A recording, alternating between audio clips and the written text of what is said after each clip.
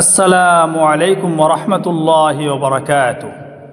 উত্তর পূর্ব ভারত ইমারতে শরঈয়া ও নদওয়াতুত তামিরের ৬০তম বার্ষিক সম্মেলন এবং আল জামিয়াতুল আরবিয়াতুল ইসলামিয়ার ৭৩তম বার্ষিক অনুষ্ঠান ও জলসায়ে দস্তারবন্দি অর্থাৎ খতমে বুখারী শরীফ ২৩ জানুয়ারি ২০২৫ ইংরাজি রোজ বৃহস্পতিবার ২২ রজব ১৪৪৬ হিজরি ৯ মাঘ ১৪৩১ বাংলা।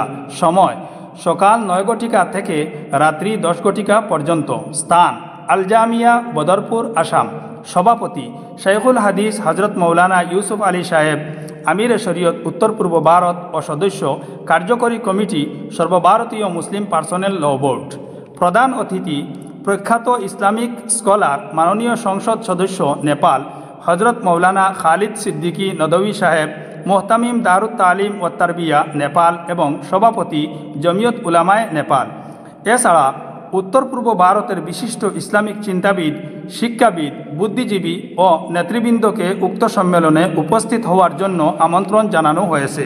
এই মহতী সম্মেলনে আপনাদের উপস্থিতি সর্বপ্রকার সাহায্য ও সহযোগিতা কামনা করছি। আরজ গুজার হজরত মৌলানা উসামা মবরুর চৌধুরী, সম্পাদক আল জামিয়াতুল আরবিয়াতুল ইসলামিয়া বদরপুর। হজরত মৌলানা ফরিদ উদ্দিন আহমদ চৌধুরী, সম্পাদক অভ্যর্থনা কমিটি বার্ষিক সম্মেলন ও খতমে বুখারী শরীফ। হজরত মৌলানা আতাউর রহমান মাজার বুইয়া, সাধারণ সম্পাদক উত্তর পূর্ব ভারত ইমারতে শরঈয়া ও নদওয়াতুত তামির বদরপুর।